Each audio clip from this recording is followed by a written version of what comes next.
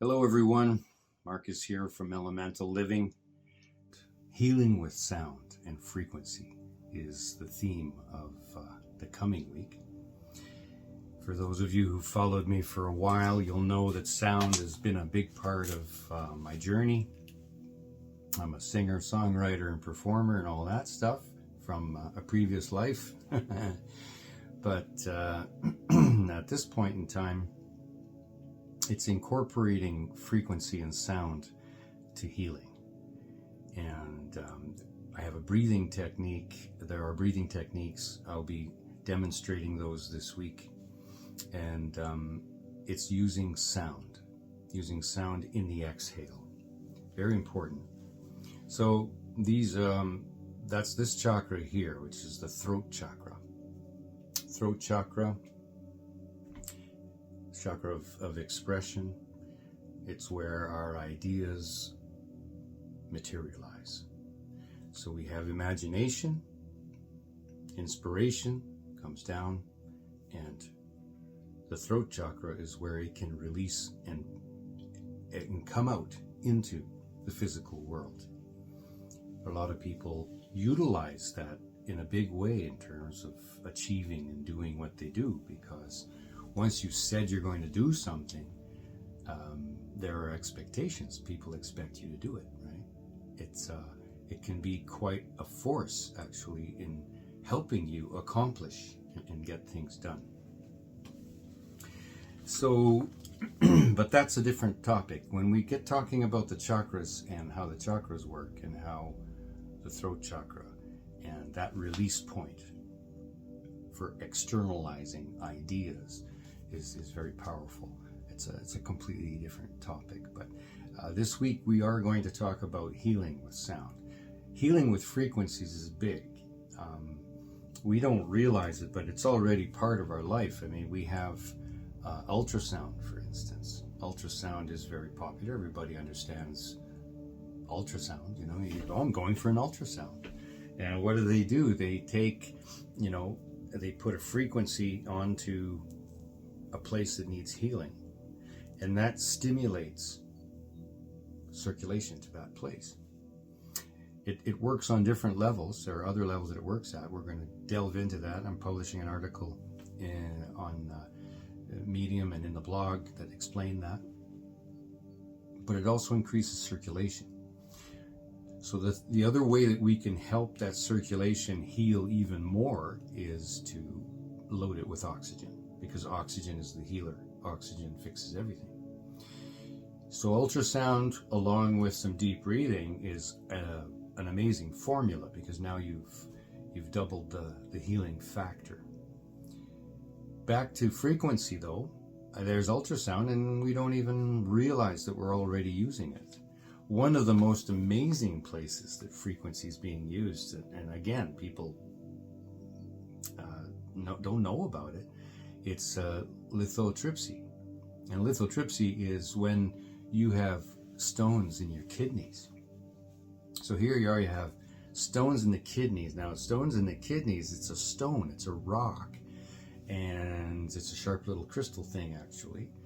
And the only way to get it out was to fish it out and, flush it out. And there are all these systems for getting these stones out of there. Well, it turns out that lithotripsy is you get put into a water bath, and in that water bath, they have ultrasonic frequencies, and these ultrasonic frequencies pound out, and what they do is they pulverize the stone. So the frequency is focused on pulverizing the stone, and then the stone comes out in pieces, comes out in dust even. Now, we don't talk about it, but that is using sound as a healing device, and it has spared a lot of people pain. It's a very good system. There'll be a lot more. I'm going to talk about Royal Rife this week. He had come up in the 30s with a healing machine that basically focused frequencies on viruses, the virus, a cancer cell, or bacteria, whatever it is that was creating an imbalance or creating discomfort in the human body. Earl Rife had figured out that if you find the frequency of that problem, of that virus, of that cancer cell, you sent a counter frequency or the frequency needed to destroy that one. And that can be done. I mean, we know that with sound. It's an easy one. We can just look at, lithoscopy, what I just talked about, exploding kidney stones with a certain frequency. Well, it's the same thing with the viruses. He had all these frequencies mapped out, and it was an amazing machine. So anyway, he goes down in the books as one of those people that got dismantled and destroyed by forces that want to make profits and money. He's right in there with Nikola Tesla. They came in, they took all his equipment away, they discredited him, they called him a quack, they made him look stupid. And unfortunately, he was actually brilliant. And he had figured out a way to heal people with non-intrusive ways. See, if you look at the kidney stone story, we're destroying a stone, and the stone is turning to powder, but the soft tissue of the kidney is not affected in any way, because that frequency goes through the soft tissue without having an effect on it. We are vibration. We're all frequency. That's all we are. So when you start understanding that we are frequency and how frequency works, how vibration works, then it opens up a whole new world of healing and understanding. And it's not like it's new. I mean, Edgar Cayce back in the 30s was saying that sound will be the medicine of the future. Einstein is also known to have quoted that, although his words were, the medicine of the future will be frequencies. Well, too many quotes have been assigned to Einstein. Poor guy, he's probably rolling in his grave with all the quotes that have been assigned to him. But anyway, he's a man of influence. He did great things for humanity, and so it is said that he made that comment. Well, that comment is quite important this day and age. Now that we have a few therapies that are using sound, we can ramp it up now and do even more with sound. And the breathing technique that I'm going to do right now, I'm just going to demonstrate it quickly. It's just letting out a sound on the exhale.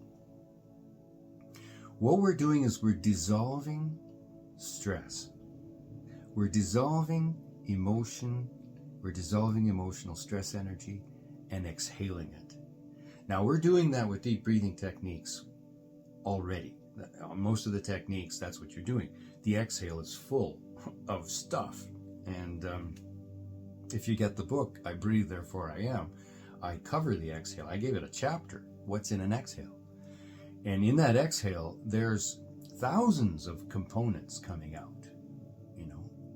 Everybody's got it boiled down to carbon dioxide. But there's way more than carbon dioxide coming out. That's a percentage. But there's thousands of other components coming out.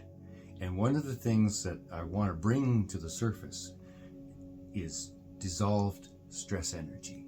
You exhaling dissolved stress. That's an amazing, amazing factor that we don't think about.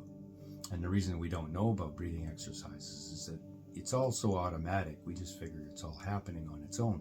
But when you actually strap on to a technique like that and you utilize it intentionally and you make it happen, you are having a greater effect. The effect is happening because we're breathing and we're doing what we're doing. Crying, for instance, when you cry, it's like, that's all vibration, that's all frequency. That's dissolved energy coming out, dissolved stress, dissolved emotion. But we don't always want to be crying, right? It'd be nice to be able to use a breathing technique to just do that. So here's the breathing technique. You inhale again, fill from the bottom up. You fill your belly and then your chest area. Fill your lungs up.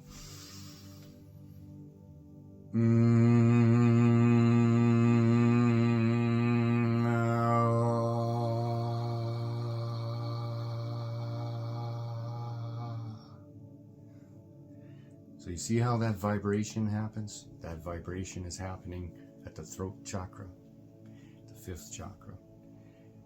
It's an amazing release point. The frequency that we do, whether it's there's all these different frequencies. They move around. They move around and affect different parts of us. And that's what we'll cover this week. We'll talk about specifically what the different frequencies do for us. It's important to mention here that in the same way that we are unique chemical beings, and that's why different drugs and different foods and different things affect us differently. Not everyone gets affected the same by the same ingredients. You know, you eat something, one person's got an allergy and puffs up like a blowfish, and then you have another one who absolutely loves it. That's because we're different chemical makeups. How many times have you gone to the doctor and the doctor said, we will try this drug on you and we'll see what happens. And if that doesn't work, we'll try a different one. Well, if they don't know, why don't they know the outcome? Well, it's because we are unique chemical signatures. We're unique chemical beings. And so we don't all get affected the same way by the same things. So everybody has different solutions. So with sound, it's the same thing. You're going to hear that certain frequencies have a certain effect. Well, it turns out that we're pretty unique that way too. So if someone tells you 108 hertz is the frequency of the universe, and if you resonate at that frequency, you're resonating with the universe, it's close, you know, and it can be true. But I've found that, because I've been working a long time with people in frequencies, and there are certain frequencies that drive people nuts, while another person will be sitting there going, it doesn't bother me. One person is cringing and the other person's not affected at all. So there is a difference between the frequencies that are sold as the universal frequencies, like 432, for instance. You know, our instruments are tuned to 432 instead of 440. That's a whole other story there that I'll be talking about as well. There are certain frequencies that are key and are central to everything. But when it comes to finding the frequency that works for you, and this is why I'm talking about this right now, is that when you do the sound on the exhale, you will find a frequency that works for you. You will find the frequency that's right for you. So,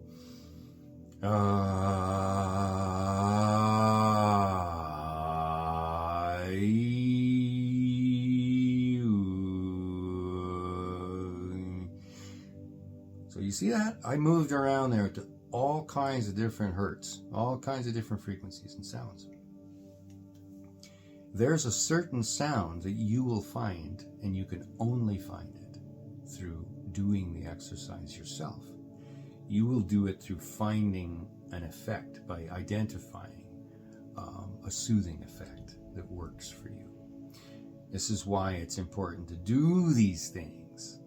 One of my raves this year, 2022, is people are on this hamster wheel of learning, this hamster wheel of accumulation, this hamster wheel of gaining knowledge and of finding new videos and finding new information. There has to come a time where that information gets utilized. Why even accumulate that information if it's not going to be used? It's a valid question. And it's a bit of a disease right now. I've found myself guilty of it too, you know, doing a lot of research and looking for things. But definitely in the recent years of my life, I'm more focused on sharing information and putting it out there. And when I find myself consuming on the internet, I ask myself, am I supposed to be consuming this? Do I need to consume this? Do I need this information? Like, for instance, when I get into the news channels and I start listening to some of the news, I quickly identify, I don't need this stuff. I don't need this information. I don't need this in my head. I don't need it in my system. So I switch. I close the tab. I go to where I am doing something productive as opposed to just consuming. This happens to me when I'm consuming a cat video. There's only so many cat videos you can watch, and then you have to move on to being productive or doing something that's going to benefit you more than a little bit of laughter. Laughter is good. It's not a problem there. It's just that we have to get out of the trap of just being in that place where we're just looking at funny videos, and get to a place where we're actually doing something for ourselves.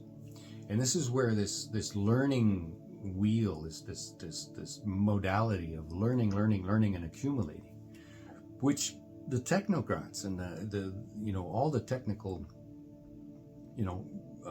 systems of the world, the social media, the YouTubes, the Googles, they just want to, and they push this idea: never stop learning, we never stop learning. Yeah, this is true. But there is a point where we accumulate information to a point where we have to use it. There's no point in just accumulating, we have to use it. So this idea of frequency and sound helping us heal and helping us dissolve stress, dissolve emotions, it can only be experienced really through doing it. And so this week we're going to get into a little more of these breathing techniques. I'll demonstrate a few of them. We'll find some frequencies. You will have to find your own frequency. You'll have to find the sound that soothes you and that gets some of that stress energy out. So that was a bit of a wrap-up for the past week. We just came out of a week where we were dealing with attention being everything. Nothing exists without attention. And now we're heading into a week of talking about healing with sound and frequency.